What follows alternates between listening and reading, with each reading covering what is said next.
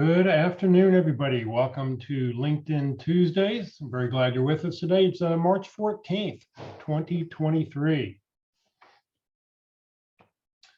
Please note this event is being recorded and is currently live on Facebook. The recording will be on the Career DFW Facebook page and the Career USA YouTube channel for others to view in the future. By participating in this event, you give consent for your name and picture to appear. Please note that any comments you put in the Zoom chat window will not appear in the recording. For those people on Zoom, if you have any questions throughout the presentation, please just enter them into the chat box. And as our speaker takes a break, we'll be sure to get those questions answered for you. For those watching on Facebook, please just enter your questions into the comment field. We are monitoring that feed and we'll be sure to get those questions answered for you today. Well, good afternoon, everybody. My name is Jeff Morris. Back in 2008, I started a website called careerdfw.org, a website to help those unemployed in the Dallas-Fort Worth area. In 2012, I launched a second website, careerusa.org, to help those around the United States. I have written a book called What I've Learned About Your Job Search You May Not Know. It is available on Amazon, or if you see me in person, I always have copies with me. Since 2007, I've been facilitating and leading the North Dallas Plano Career Focus Group. The group's been around since the late 1990s. I'll tell you about our upcoming program we have coming up this Friday, a really interesting program. I'll tell you about that at the end of this session. And since 2017, I've been a member of the practice interview team, also known as the PIT crew. Remember, your LinkedIn profile and your resume isn't going to get you a job. What it will get you is a phone call. How well you practice your interviewing skills, that's what's going to get you your next job. So reach out to dallaspitcrew.com to get more information on that. All right, well, we have 4 outstanding speakers who talk about LinkedIn. They rotate through on a monthly basis. Today, our speaker is Locke Alderson. He's a career consultant, recruiting consultant, was a contract recruiter. He's been in the recruiting business for many, many, many years. Today, he's going to talk about how to use LinkedIn for job hunting, strategies that get results. So Locke, thank you very much for being with us, and it's all yours. Let me see if I can get hold of this thing, Jeff, and I'm having trouble getting rid of people.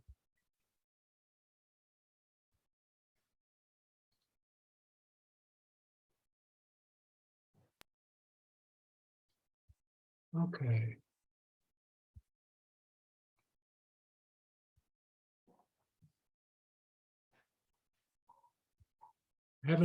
I was looking at the participants online and okay.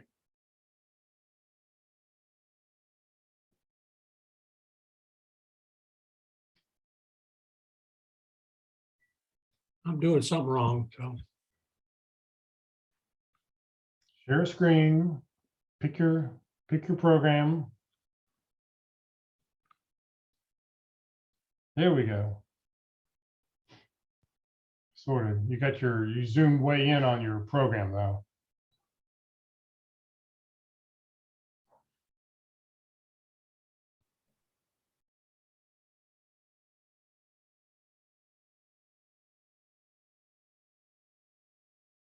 Does that do it? There you go. Okay. Well, aside from technical difficulties, I'm not the techie that Jeff is, but again, I had some stuff open looking at who was on the call to see if some old familiar friends were there. Jeff and I have known each other for a number of years. I guess it's coming up on 10, Jeff, since I was last in a job hunting mode after I retired from Oracle Corporation. Did volunteer work starting in about 2001, some of that while I was still working, until 2013 when Mullen International, an outplacement firm out of New York, approached me about doing some contract work. Since I've been volunteering with those in job transition for 12 years, they said, how about 90 days on contract, see if you like it. Well, that 90 days stretched to 4 years and 90 days before Mullen sold out to Lehigh Harrison when their contract with JP Morgan Chase was renegotiated. Mullen laid everybody off, and I joined Lehigh Harrison for a couple of years.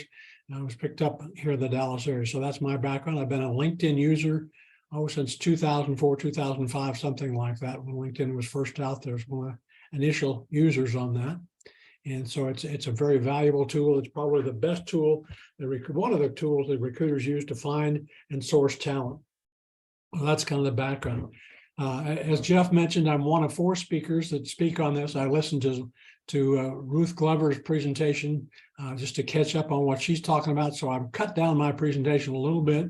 And if you want the slides that cover that area, just send me an invitation at lockealderson@gmail.com and send me the slides, and I'll be happy to send you the whole deck. But I put that part off of it because she talks about how do you do networking and how do you do sourcing inside companies. So that's part of the things that I want to cut short today, so we can devote some time to looking at people's profiles. And that's what I was really doing as we were getting started this morning, looking at a couple of profiles and have some suggestions for a couple of people already. So let's talk about the things we want to cover today on your profile is your headline and open to work sections, the dashboard or your analytics, and your about section, which is your summary of who you are, used to be called the summary, your professional work history, your skills and endorsements. Those are all part of who you are on your profile. And again, part of finding out who you are is getting found on LinkedIn. And when searches occur, your profile is a key way to do that. And there's some things we want to talk about. How do you optimize your profile to get that happens? We're speaking with a couple of candidates yesterday after a call that I did on resumes about beefing up their profiles. And one of the things that I noticed on a couple of people this morning or this afternoon is their headline doesn't do them justice. And as a result of that, they're not going to get found when people do a search in their area. So what do recruiters really search for? And how do you go about searching for jobs? As I say, the searching for people, I'm going to leave that to Ruth Glover and Ruth Glover, and suggest you turn in for her presentation on that. And then there's some to-do items for you. But let's take a look. It all starts with Indeed. As I say, it was a networking tool that was used by sales and marketing people to get connected and exchange information. Recruiters found out that they were putting more than just networking information. They were putting their career information on there as well. So recruiters started to use it as a recruiting tool. There are over 800 million people on LinkedIn worldwide, about 170 million of those in the United States. And at any given point, there's probably a million and a half recruiters online looking at profiles there as well. And companies, there may be a million companies looking online, and they have a number of jobs that they've posted as well as looking for candidates in addition to posting. Again, I've talked about that. It all starts with your profile. And again, you take a look at this profile of mine that's there. This is an older version of mine. And you notice that there's the background, the banner shot or that Jeff is used to do it a little bit differently. People put wordles up there or word clouds up there. But that's something that you want to do. You can use that as a place for contact information. I've used a good headshot. My wife took that picture of me just against a blank background. If you do a headshot of yourself, you can even do a selfie, but make sure that the background is good, that there's no glare. If you're wearing glasses, which I'm not in that picture because there's a glare off my glasses, again, make sure that that's not it. I've done a shirt and tie. You can do it with that. You can do it open neck. On that, you notice the picture on my bio at the start of the presentation was open neck, and that was at the Dallas Zoo that my wife took a picture of that. And this one, I am open to work, and that's something we want to talk about. My name, my legal name is John Locke Alderson Jr. I go by Locke, so that make it easy for whoever's trying to reach out and contact you with the name that you want to be called by. Don't make it difficult. I know I still get calls for John Alderson, and I play with the telemarketers and say, which John do you want? And they ask, well, I want John Sr. And I said, well, unfortunately, he's been dead for about 20 years now. So again, my son, John III, is living down in Austin. Again, the headline area underneath your name, you have 220 characters to play with. I've used about 120 in that presentation right there. I've also opened up the open to work to only to recruiters. And again, I want to talk about that. But that's it. You get 6 to 10 seconds to look at the profile and make a decision whether they're going to click further based on what's in the headline. And think of the headline like a movie marquee. If the name of the movie isn't in the marquee, they're probably, you as a moviegoer are probably not going to go to that theater to see it. But some of the things like that, if your headline is, think about, if your headline is the only thing that people see, what does it say about you? Does it capture what the recruiter cares about? It's really not about you, it's about the recruiter. But moving further, let's talk about that. Completing each section of your profile. Again, your activity and each section of your profile adds to each section has a value that adds up to a score for you. It changes almost daily. And when people do a search on different skills and areas, based on what their criteria are, you will appear at the top of those criteria if you've completed your profile and match the other criteria that they're searching for. Use the professional headshot. Again, don't want one where you're standing with your hands on a Van de Graaff generator. I remember being out at the science place at the Fair Park and putting my hands on that, and your hair stands up on end. That's not the one that you want. Or lifting a stein on a boat, on beer, having a can of beer in your hands. The headline, make it be the job title that you're actually looking for. Because if you don't put something there, guess what? LinkedIn's going to put one in there for you. And they choose the title of the last job in your employment section. Open to work under your headline is something I advocate because it gives you the chance to list an additional 5 job titles. Also to tell about whether you want to work remote or hybrid or on-site. Again, those are some of the things that have developed since the COVID virus has come upon us. The about section or your summary, so overview of your career using keywords from your profession and your skills. Your contact information, it has to be the first line of your about section. I looked at people's resume, people's profiles yesterday. If I hadn't known who they were and been on the phone with them, I would not have been able to reach out to them as a recruiter. So it can be elsewhere in your about section, but on the first line, because usually when people look at a profile, only the first 3 lines of your about section show. So that's important to have it there. Your experience section, use your job title. If you have an unusual job title like member of technical staff 3, spell out what's generally recognized as the job title in industry in parentheses. Use a description of your duties and results and keep that relatively short, 3 to 4 lines, and include some keywords from your profession. Your skills or from your profession, you're allowed up to 50, but if you don't select the ones that you want, and again, I was talking to a candidate yesterday, he was not aware that even though he had 50, that LinkedIn would select the 3 that they thought were best fit for his background, and they were not, basically. So hopefully he's changed that. I'm going to check this afternoon and see if he's changed it. Endorsements are something that's really relatively easy to do, although that's been discounted by LinkedIn now because it's too easy to check marks that you endorse somebody for doing something. So recommendations is the other thing that you could have, is like a letter of reference from your co-workers or former bosses, and I'll show you some of those. We take a look at my profile. Education is something else that you want to keep current. A lot of the profiles I look at simply talk about when somebody got their degree, when they got that degree. You can also add information about your awards, your certification, and professional development courses that you've taken, because that shows that you've kept up in your profession. Going back to your profile, Sexton had certificates again. Notice this one, I've opened it up to all LinkedIn members. That's one of the 2 options, using it to recruiters or to LinkedIn. It also gives you that banner from about 5 o'clock to 9 o'clock.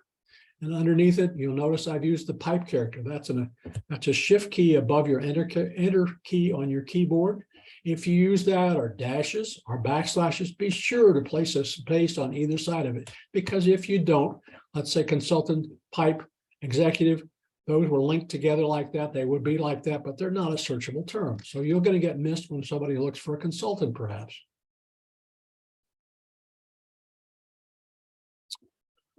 Moving on, these are some headlines. Nothing wrong with being unemployed or retired, even talking about it, but they don't present your most positive foot when you're talking to people. And again, remember, you got 30 seconds to talk to people. That's what's going to get their attention. Seeking new opportunity is a better one, but what are you looking for? Again, I talked to somebody yesterday and he was looking for a project manager. When we looked in the Dallas-Fort Worth area for project managers, there were 100,000 people that had project manager in their LinkedIn profile. So again, that's not something you want to do. You want to narrow it down so people can actually find you rather than just one of 100,000. Formerly VP of Finance, again, nothing wrong with that except the word formerly. Again, VP of Finance does describe what his background has been. It could have been with a bank, some could be with a corporation. Again, you might want to amplify that as well, and we'll look at ways to do that. Here's another one, experienced digital design engineer.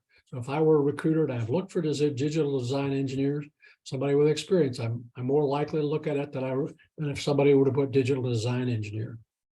Social media strategies, again, gives more information that they've worked with print and digital media. They have experience with public relations and communications. This one is rather short and succinct, but again, it tells a story: supply chain, procurement, and purchasing. They might have also added logistics as something that somebody had a background.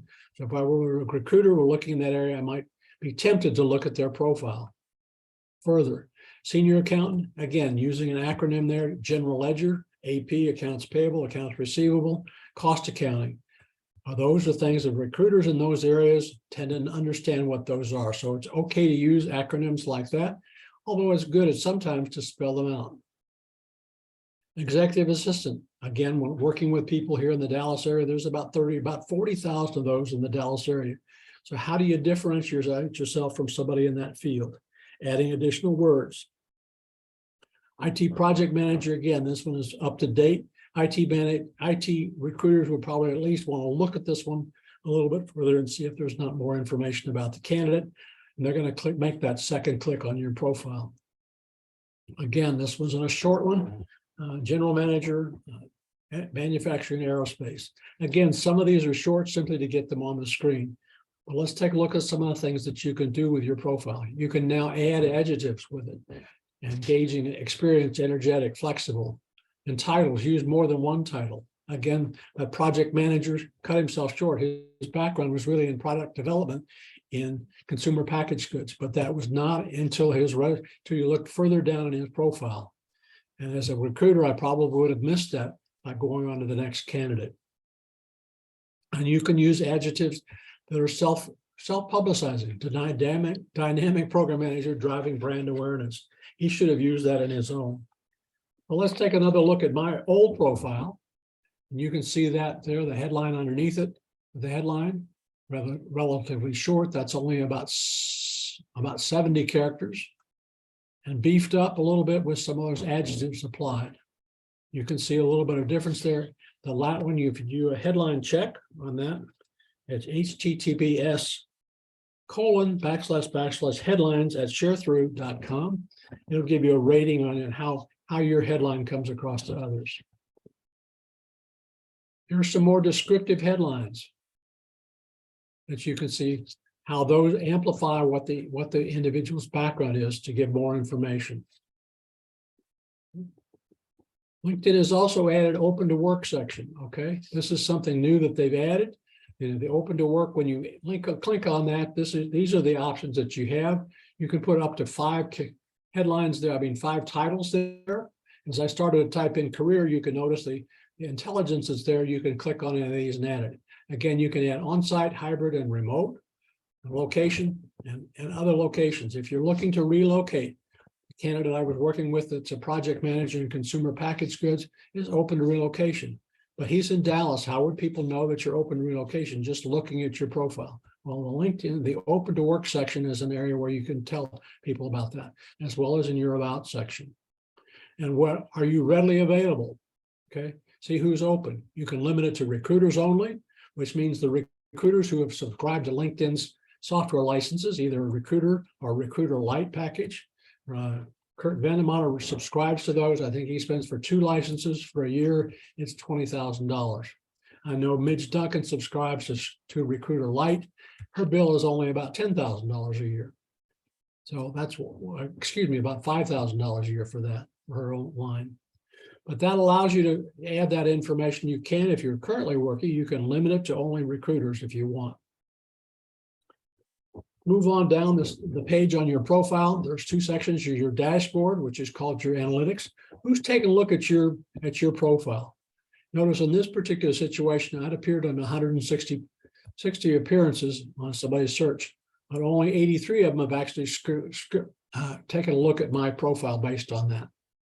So again, that's information that you have. If you were to click on the search appearances and see what the recruiters used, take that back. Let's back up for a minute. This is the featured section. Again, this shows the different things that you have. I looked at one person's profile before we started. They had their resume in there. I've got the presentations that I've done, like job hunting using LinkedIn. I've updated it earlier this year. I think I updated it in February. the presentations I've done, because that was one from 2019 or 2021. You can also have a portfolio. I know my son is a motion graphic designer, and he's got his portfolio of work that he's done on there. People can see samples of what he's done in those areas. But if you were to click on the search appearances, okay, this is what would occur. It would give you the information about the terms that the searchers use. In the case of recruiter, I'm not sure whether they used the word recruiter because they were looking for a recruiter for their company, or they were looking for a recruiter to help them find a job. But that's a little bit unique to my particular field. They were looking for an accountant. They would use some of those kind of words. But this also includes the companies where those searchers work. And those companies may have jobs. If, again, they were looking for a recruiter, they may have jobs looking for a recruiter. So those could be companies that you might want to add to your target list of companies, or go open that up to company when you do a company search and do a job search within the company, and then create a search agent within that company listing, and they'll push out new jobs to match your criteria on a daily or weekly basis. Something to consider if you haven't done that. Let's go on into the headline section or the about section. Again, this is a rather long description, and this is probably about 10 lines long. I normally recommend, and as did Terry Sullivan, maybe 4 or 5 lines max before you change to a different format or go to a new paragraph. But this particular description is a very good one. Notice at the top, they have their contact information, at least their email address. In mine, I just have my email address. I'm not interested in telephone calls because I'm not actively recruiting, and I'm not actively working as a recruiter. But this one spells that out. It also spells out financial planning and analysis, FP&A, although recruiters in accounting and finance would know what FP&A stands for. But that's a good one that you can note. It's a pretty good description of what the individual has done. Here's some other sample headlines. Again, you can make them in a first person, which again, resumes they don't recommend, but this one is lengthy in terms of grateful partner to work with world-class companies. It talks about key competencies and relevant information. They worked at Disney World. Again, personal, I'm strategic, creative, and hands-on marketer. Again, if that were to appear in a resume, my recommendation to that individual was, how? So what? Give me some proof of that. Otherwise, it can be viewed as fluff. And again, that's a thing that can turn recruiters off, tending to look at other people. Moving on to your experience section, I like the job title, the company names and dates. If not a well-known company, it's good to add a tagline there of what it is, one line. What were your duties and responsibilities? Try to limit them to about 3 to 5 lines. And then some bulleted areas of expertise or some accomplishments. I've limited this to 4 lines when I was a recruiter at Oracle Corporation, but I have a couple of accomplishments in terms of I was selected as the top recruiter for the quarter a couple of times, and was selected among 50 recruiters, the group of recruiters in the US for Oracle Corporation, to attend the club for the consulting organization. Again, I included something else here. This is a tag. This was an email sent by Amanda Gill, who was at that time Director of Recruiting in North America for Oracle, with an email note about me that I've just included there. It's kind of like a recommendation, if you will. So that's something that you could include as well to make your profile a little bit more interesting. Other areas that you can add to LinkedIn, you can add areas for current position. And if you're not currently working, I strongly advise that you have a current position that says basically that you're looking for a job. And what do I mean by that? Well, here's an example of that. For a software development engineer or software developer, they're looking full-time for full-time employment. They're looking in the opportunity in the financial services industry. They've started to indicate a location down here. And again, that artificial intelligence comes into play with Dallas-Fort Worth area, because there's also a Dallas, Oregon, and a Dallas, Georgia. So that can be in that as well. But you can add those kind of sections. You can also add a section for if you worked on projects, to list the project information. When I was a recruit looking for consultants in IT, when I was with Oracle Corporation, I frequently would get resumes that had detailed information, at least a page or several paragraphs on a project that each of the consultants had worked for, because many of the projects and many of the consultants looking for jobs have worked contract work, and they talk about the projects they've worked on. So you can give a lot of details and information there. You're more likely to get contact information, connection requests, and people to take a look at your profile. This is that project that I mentioned just as a program manager. Again, what you can add to do that with what's on that sheet.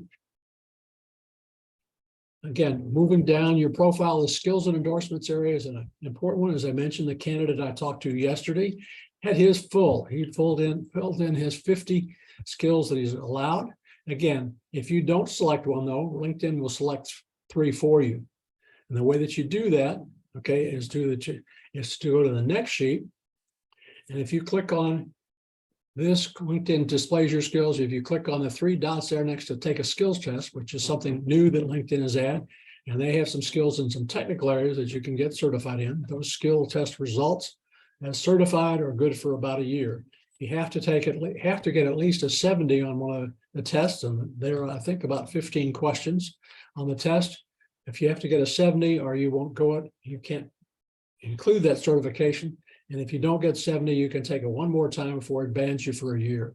But if you click on those 3 dots there, it allows you to reorder your skills and endorsements. And by holding your cursor over the 3 and moving your cursor to the 3 dashed lines over there and holding it down, you can drag and drop any one of those to the top position or move them down on the list. And again, you notice some of those that are on my list as well. But that's a way that you can become known to people. You know, your skills and endorsements that are there. Each of the endorsements in that category, each of those categories I've been endorsed by 99 people. Why professional recruiting only have 24 people endorse me? I don't know. When technical recruiting and other recruiting got much higher marks. Let's take a look at your profile. You might ask the question, why would I want to look at other people's profile or do a search for me? In this case, was a recruiter in the Dallas-Fort Worth area. And again, if you just put in recruiter using the search bar there, it's going to default to nationwide to the United States. If you do it under jobs and then you've done a job search and then drop down menu into people, and Dallas-Fort Worth is an area that you can select. On this particular slide, which was taken a couple of years ago, there were 26,000 people with recruiter in their profile. Why would I want to look at those? Well, if I'm not showing up in the first 10 slides, that's 100 thumbnail sketches. I'm probably not going to appear in a search that somebody's looking for a recruiter. So pop open a couple of those, take a look at what's in there. What are they saying about themselves? What are the words that they're using? And steal, I won't say steal, but adopt some of those words for your own profile. See if it doesn't increase your ranking. This was just taking a look at Christina. I think Christina is the one. No, I took a look at another recruiter and took a look at her profile. Again, some of the things that she said are there. She's open to work. She's an about section. Accomplished and dedicated talent acquisition specialist with 15 years of experience in staffing in corporate environments. So she's both worked as an agency recruiter, and she's also worked internally to a company. But that's a pretty good short statement about her background and skills and experience, so that people are going to look high. And that's one of the reasons that she's so highly ranked when I did the search for recruiter. But what is a recruiter? Let's take a look at searches on LinkedIn. How does LinkedIn actually do searches, and how do recruiters actually search? There's a little bit of difference there. And then some search results, and how do you apply for jobs? We go moving on. But again, you can look for jobs under keywords. You can do under job title, company, location, function. You can also look for jobs in groups, and that's something, if you aren't a member of groups, you're allowed to join up to 50 groups. And you say, well, why would I want to join a group? Because sometimes the groups are like-minded individuals, and they post jobs for other like-minded individuals that have their kind of experience. It's a much narrower pool of candidates, but again, the candidates are better qualified typically if they apply, if they've shared information about the job. So as I mentioned, each section of your profile has a value and are added up, as well as your activity on LinkedIn. If you're on LinkedIn every day, it adds some value when a search is conducted. Search ranking is based on the sum of the values based on the criteria that the person uses. Recruiters are generally looking for a match of these kinds of things: job titles in your current and past jobs, and those can appear in your headline, your open to work section, your about, and your employment section. And use those, as I say, the more times that you mention recruiter or consultant, as in my case, the greater likelihood that somebody's going to get a hit. And look for keywords and skills. Again, those are some of the things that we'll take a look at a search criteria in just a minute. that Kurt Vandemotter has used. Okay, industries and specific companies, particularly if it's something like healthcare. Again, healthcare is one of those industries where they look for people who have worked in healthcare. So the search would be conducted in that area. Our specific companies. We'll look at another search that's looking for candidates, high-tech candidates in the Seattle area. Education and experience, or some other things, geographic location. Again, sometimes when I was looking for candidates with Oracle Corporation, those consultants could be anywhere in the United States. But sometimes they're specific to a specific area. When I was with E-Systems, I was only looking for candidates in the Dallas-Fort Worth area, or I was looking for candidates in the Reston, Virginia area, Northern Virginia, and in the Washington, D.C. area. So I'm looking for candidates there, and I tended to exclude candidates in other areas because we didn't pay for relocation. And look at current and prior companies. They're looking at your pedigree. They're also tending to look at how long you've been with a company, because if somebody who has changed jobs frequently is somebody who's used to be considered a job hopper. In today's economy, with all the layoffs that have been occurring, it's not quite such a negative thing. Well, let's take a look at an actual search. And recruiters tend to look at your summary and your experience. Okay, this is the search screen that from Kurt Vandemotter's screen when he has the license for LinkedIn. Notice here, this is an older screenshot. There's 710 million people on LinkedIn at that point in time. That screenshot, I guess there are about 3 screens for that entry that you can lose, but I mentioned job titles as one of the top ones, location, skills and assessments, companies and schools. Those are the key things, or the key words that they're using, recruiter activity. They can enter those and narrow that list of 710 million down to 70 within about 30 seconds or less. Well, let's take a look at a search. This is one, and I don't recommend this. Whoever the recruiter is perhaps junior, doesn't really know how to use LinkedIn as a search tool. Again, they searched for the word accountant. Nationwide, it defaulted to the United States. There are about 4,281,000 people. Okay, so those are some of the things. What are the terms that they use? They didn't use very many skills and criteria. So as this one, for a recruiter standpoint, probably not very valuable to do that as a search. A more refined search, in this case, is looking for a product manager or senior product manager in the greater Seattle area. And I mentioned that product marketing and product management are very closely related.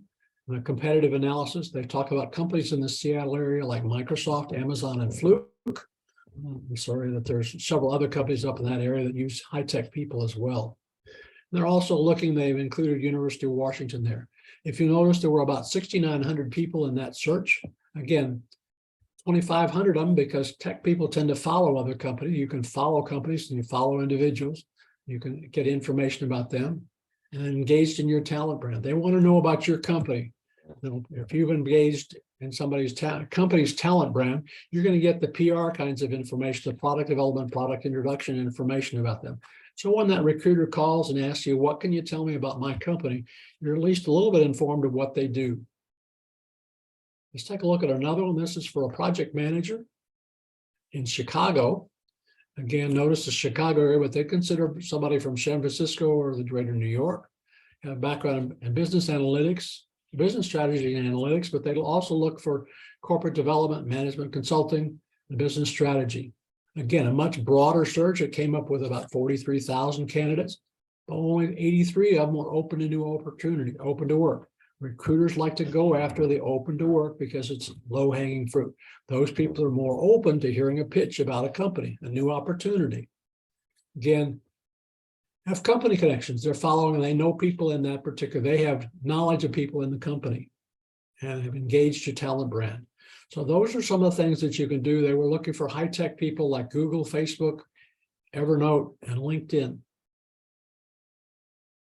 How do you go about the process of searching for jobs? Well, there's 2 ways that you can do it. There's a search box right up here, the basic search box, and you can start there, or you can go over to the jobs tab. If you use the jobs tab, it's going to open up and give you 2 search boxes, a search by job title or search by location. You can do this also for companies. Excuse me. You enter a title, it's going to suggest options as well. I've shown that some of the artificial intelligence. If you don't put a location and this is your first search, it's going to default to the United States. If you've been searching, say in the Dallas area, it will default and use Dallas-Fort Worth or Dallas County as well. This is the search for a senior accountant in Plano. Again, the default setting on mileage, and that's based on your zip code or what you've entered in there in your profile, is 25 miles. Okay. The things that I also mentioned that people look at and all the jobs that are there, in this case, there were 144 results. And again, I have not taken a look at the date posted. Again, that's one of the things that you'll want to do when you get to the filtered area. And we'll look at that in just a second. Again, when you do that, because date posted, first response to a job posting on a job board, even including LinkedIn, is usually within the first 2 to 3 minutes. If it's a job where there's a lot of candidates with that kind of background. Health and safety engineer, maybe not quite so many in that case. Environmental health and safety engineer. I know I did a search for a candidate that was it was in Arkansas. There was 2 companies in Arkansas with that kind of experience. So he broadened his search to the Southwest, Oklahoma, Texas, Arkansas, and Louisiana. Came up with a lot more candidates. When we do that, this particular company, this particular job is promoted, meaning that they paid for that. As opposed to them scraping job boards for listings. And the description is there. You can scroll down through this and it will have all the information about the job as well. But if we take another look at the filters area, this is an old slide of this filters area. Now it's usually just the right third of the page. And you can notice the different things. I do highly recommend choosing the past week or the past 24 hours, because there are times when you may have encountered where you found a job and went back to it a little bit later to apply, it's already been removed or that job's been filled. Something that LinkedIn picked up from Indeed.com is a salary estimate. This is not an accurate salary survey. Most salary and compensation benefits people would kind of blanch at using this, but it's an indication of where that job seems to be, and LinkedIn will guess if they don't give them an actual number. Other things that you can do is the easy apply, which is a button on some of the jobs. As you look at that, it's okay to do that if it allows you to upload a resume. If it does not allow you to upload your resume that you customized a little bit, I strongly not recommend not doing it, because it's simply going to take your profile and convert it into a resume. And you can do that on LinkedIn, and that's what they'll submit for consideration on that job. And that may not be what you want to present to the candidate. Again, you can search by company and by industry. You can search by location, and over here on the type of job. Again, most jobs that you're going to find on most of the job boards are going to be permanent full-time, although contract in some fields like in information technology are something that's available, and there are part-time and intern kind of gigs. Okay, once you've done a job search in that terms of the recruiter in the Plano area for 25 miles, it allows you to create a job search. In this particular case, for a recruiter in the Plano area, you can click this radio button and turn it on. When you do that, it gives you the option of daily or weekly, okay, to select. If you save that, it's going to turn that radio button on, and then you will get notices of any new jobs that are posted. Usually that comes in at about before 8 in the morning. I still get them for recruiter, for executive recruiter, and for career consultant on a regular basis. I think I've had only one this week because it's only Tuesday, but I've had one. But usually I'll get 3 or 4 of those a week with a number of listings. And I have a friend that's looking as a recruiter, so I'm happy to refer those on to him. And occasionally he'll comment back. I saw 1 or 2 that I haven't seen before. So wrapping up this portion before we go over looking at you and your profile, again, some things that you need to do, some of the homework for you is to complete each section of your profile. It doesn't have to be a lot of information. If you popped open some of those profiles and looked at them, they may just have their name, and the title of the company, and the duties, something of a description of their job title, and then some of their duties, maybe an accomplishment. It'd be 1 or 2 or 3 lines even. Use the name that you want to be called by. Make it easy for that person that's going to contact you to reach out to you. Make them comfortable and make it an easy conversation. List the job titles of positions that you're looking for. If you don't include a headline, it's going to default to the title of your last job. Again, that may not be what you're looking for. Complete the open to work section. Even if you have hesitancy about that, you can limit it to recruiters. But remember, if you limit it to recruiters, it's only those recruiters who have subscribed to the LinkedIn software package licenses that are available. Do include, I can't stress this often enough, your phone number and your email address in the first line of your about section. Make it easy for me to reach you. No, nothing more frustrating as a recruiter to find an ideal candidate and no way to get in touch with them, or only being able to get in touch with you through a second or third degree connection. Having somebody else send you an email to reach out and contact me. Again, the experience section, company name and your job titles. If it's not a well-known job title, spell out in parentheses, what's the commonly recognized title for that job in industry, in the public. Your duties, keep those pretty short, and some measurable results, your accomplishments. Adding to the accomplishments or the results adds credibility to your experience. Use the keywords from your profession, and if you don't know what they are, go to those job postings that you're looking at and take a look at some of those. The skills, choose the ones that you want, not the one that LinkedIn chooses for you. And you can do a people search to find out how you stack up for your title in the geographic area. There's a typo there I just found. And if you don't show up, pop open a couple of those sketches and take a look at what some of the words that they're using and incorporate them in your own profile. Jeff, I think we're done for the moment. As I say, All righty, what would you like to do now? what I'd like to do is to see if we can cut this off and do a new share.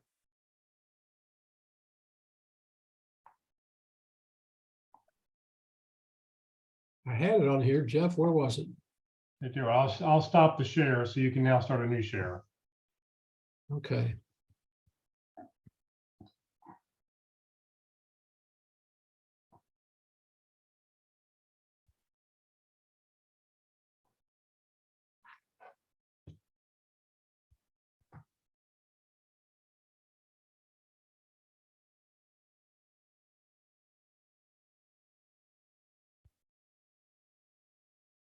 Let's see if I could do a new share.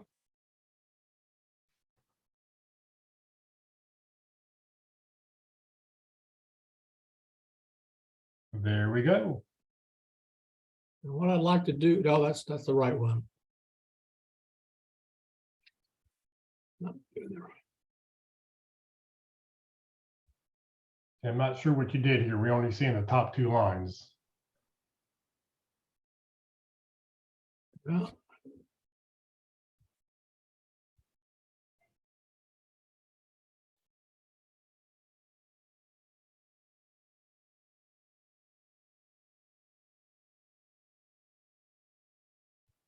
for some reason, it's not doing it, Jeff. I don't know what I'm doing wrong.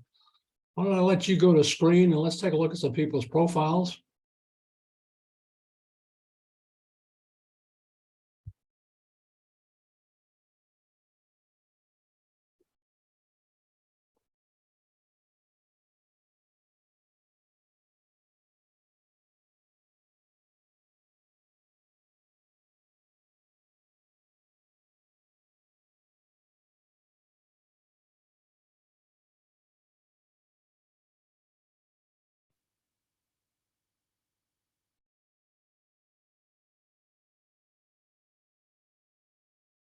That's not it. Jeff, if you got it, let you share the screen. And let's take a look at people's profiles. All right, well, it seems like Zoom maybe just had an issue. Well, maybe that's why I'm having problems. Let's see here. Let me see what's going on here. Yeah, co-host should be able to do it. I tell you what, let me.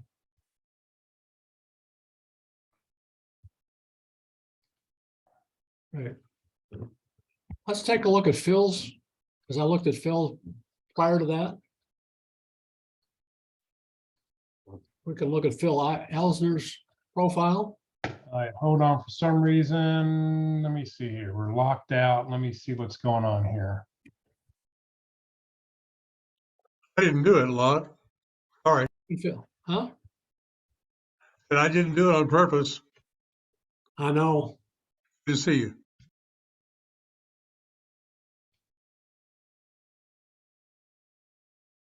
Okay, so let's see if I can share. Yeah, Locke, for some reason, we're just getting two lines of your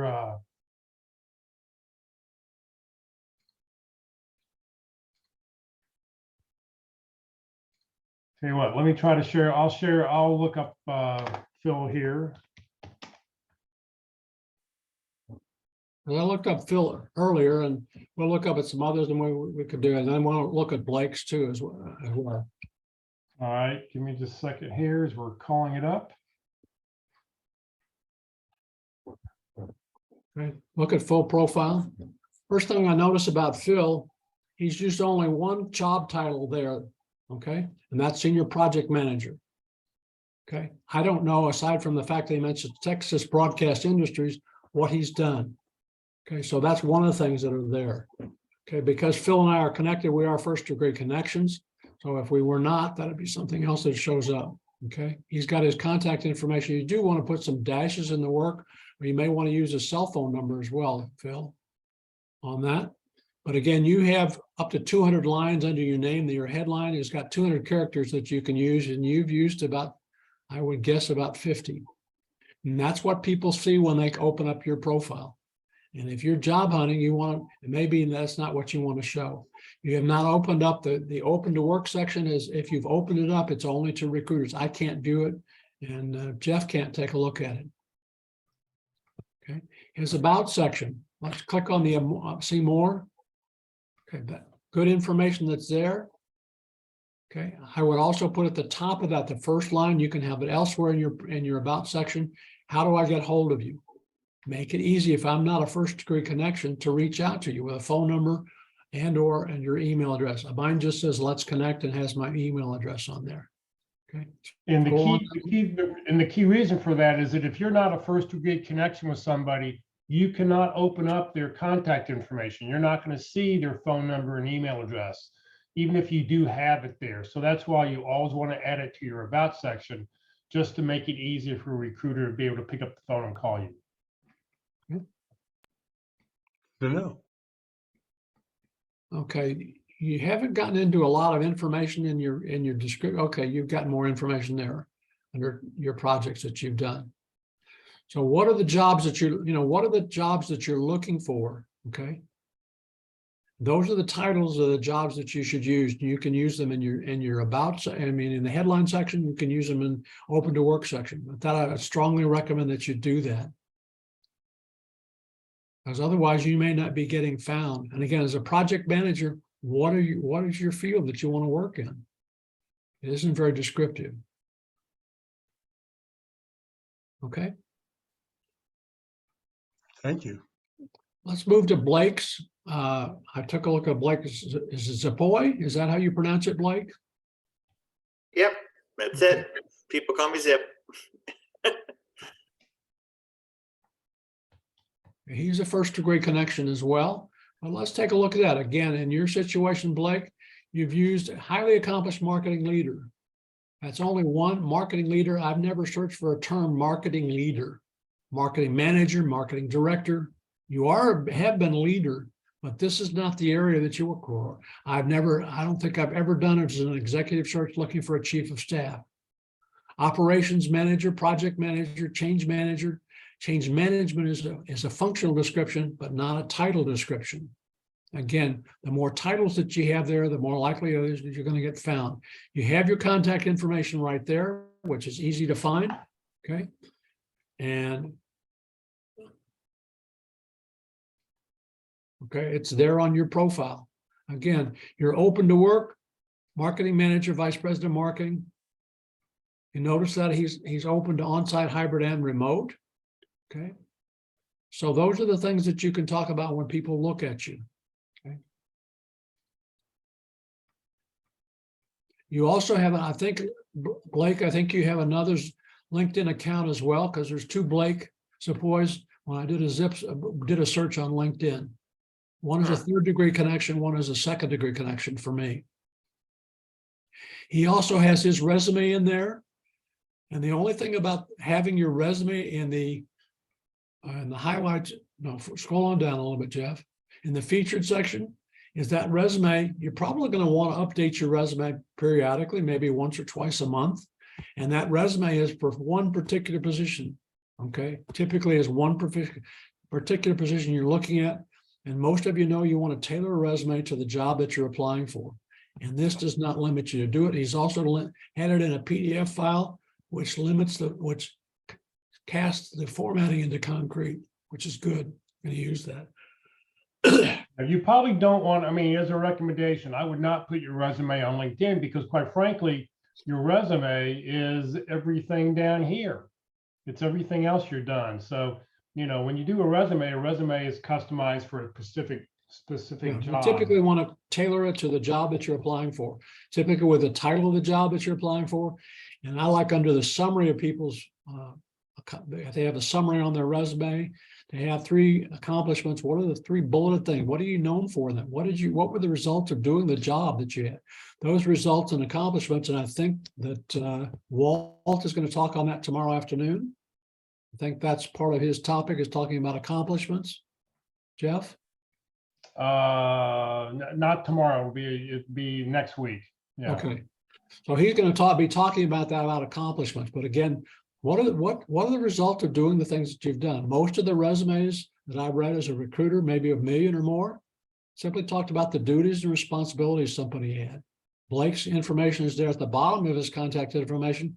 If you're going to want it there, that's fine. Copy it and put it at the top. Well, he did. It's also at the top also. Okay.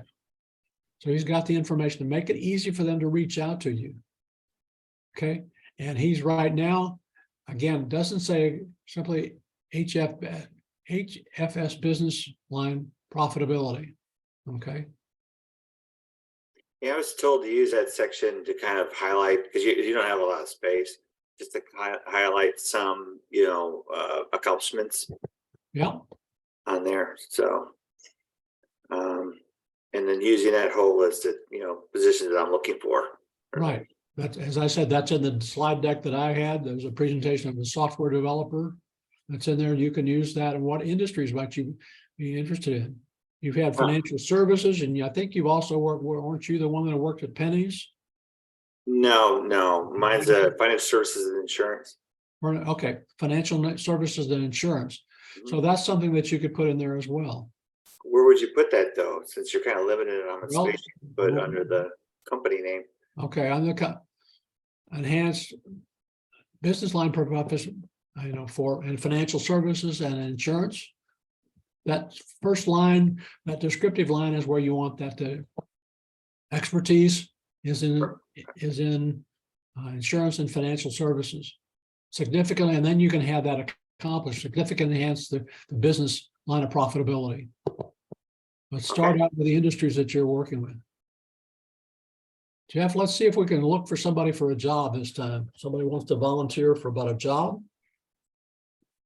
All right, somebody want to tell us a job you're interested in, and we will take a look for your job title. Just give us a job title, put it in the chat window if you will. Vice President of Marketing. Now, Jeff is starting in the search box. He could also go over to the jobs tab and do it there. Now here he's clicking it, he's doing that, he's transferring it into the jobs tab by clicking there. But notice the default setting on that, because he didn't specify Dallas, Texas, it defaults to the United States. So, Blake, are you in the DFW area? Yeah, sure am. Actually, let's take Dallas Fort Worth Metroplex. There you go. Okay. The other Narrow thing, down to 5. notice that there are 500 jobs. If I were looking for a job, that's probably too many. I'd want to limit that down and say, okay, let's take a look just the past week. It took about 2/3 of those jobs away. Now, some of those jobs may still be available, but again, it limits them down like there. So if your search is too narrow and it comes down to only 1 or 2, open your search back, go up on that toolbar that says all filters and click next to it, that word next to it that says reset, and it'll take you back to your original search. So what Jeff has done on the experience level is taken it up to the senior and executive level, senior director and executive levels. So again, it takes that 123 down further. What was 165 to 123. Okay. Again, he can talk about industry types. So let's go. You can talk industry types or job type. Again, by all filters, you're going to go to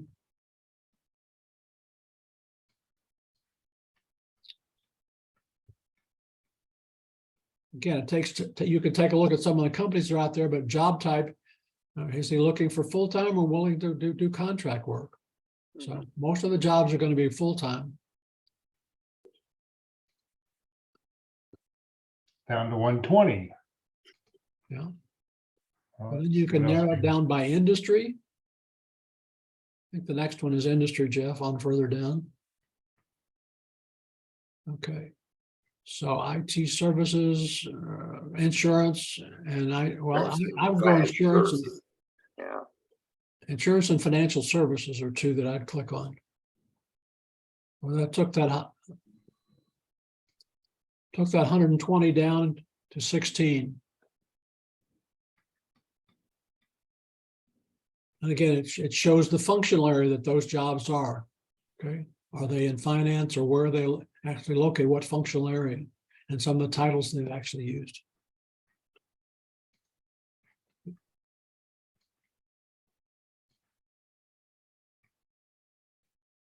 Let's do Agile Project Manager for Ren Nathan on the next one, Jeff. Let's see here. Let me. Agile Project Manager. Just going to reset everything here. Notice as he starts to type in AG, it's going to come up with.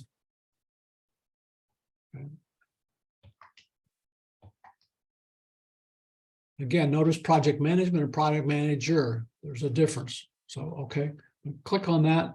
Because he's already selected, he had a search in the Delphi over there. He doesn't need to change that. It will default to that.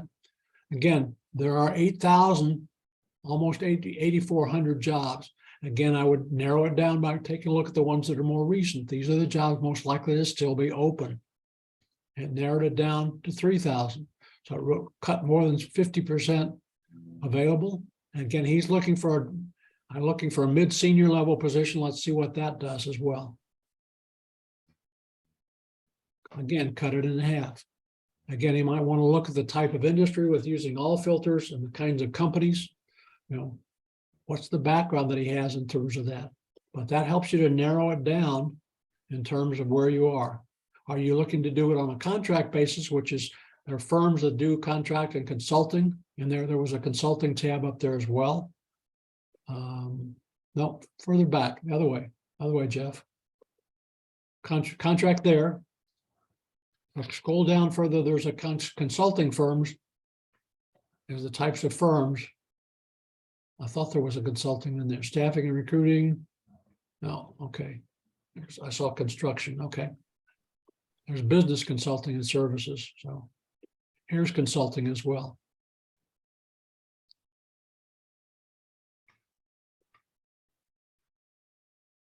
Again, the project manager infrastructure, the guy I was working with yesterday was project manager for consumer packaged goods.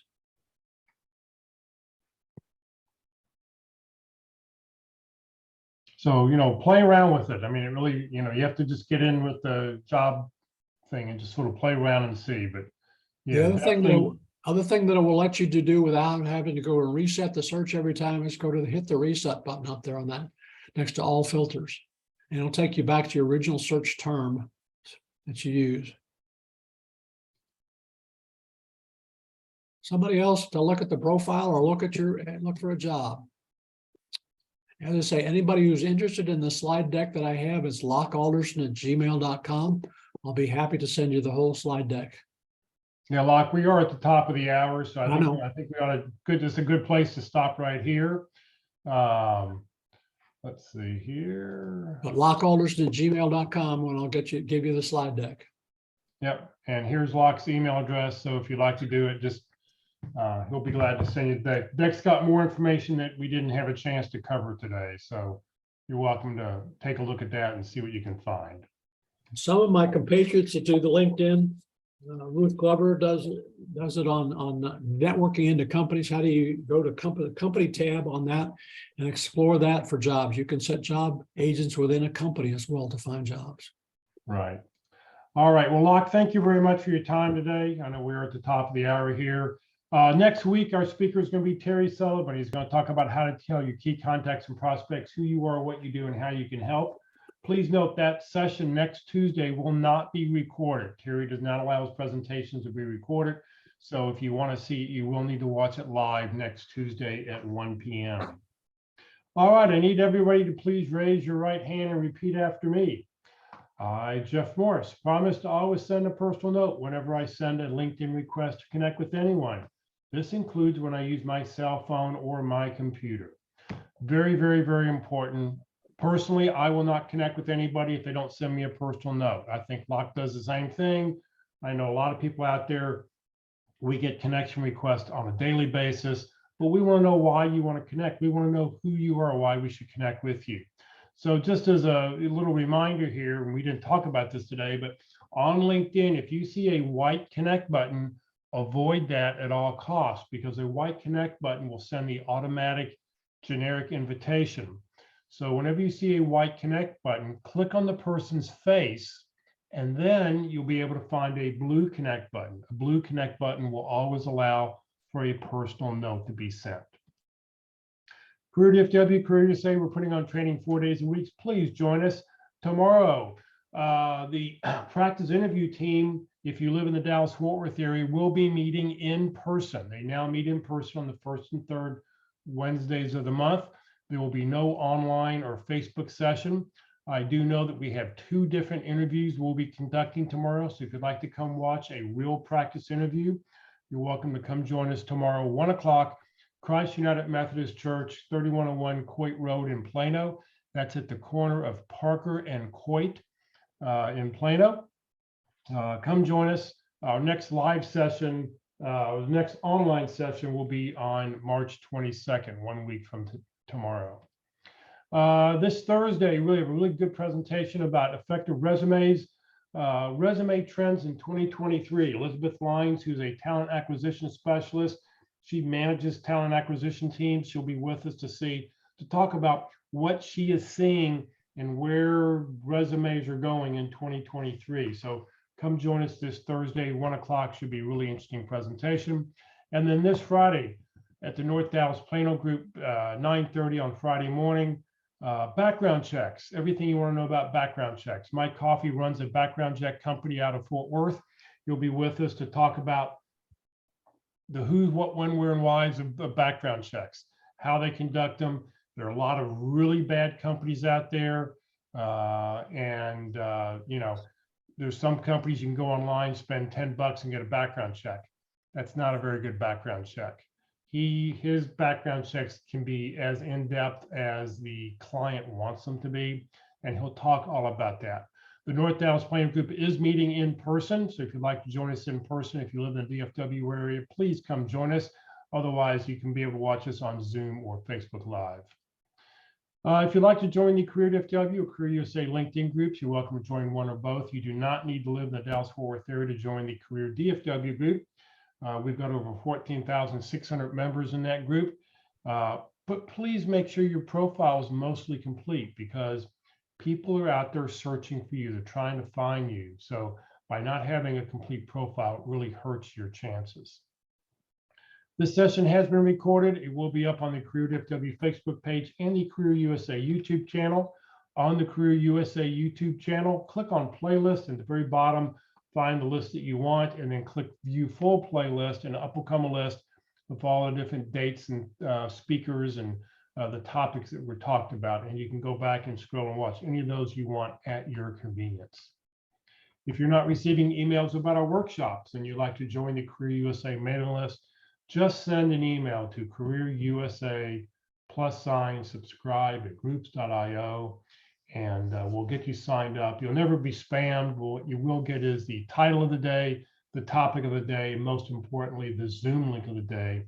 That way, you can just open up the email, click on the Zoom link, and you'll be able to join us. Please remember, Career DFW, we're a 501c3 nonprofit organization. We have no full or part-time employees. All of our speakers are volunteers. I'm a volunteer. Everything I've done over the last 14 years has just been to help you land your next great opportunity. So thank you for joining us today, everybody. Locke, thank you very much for your time.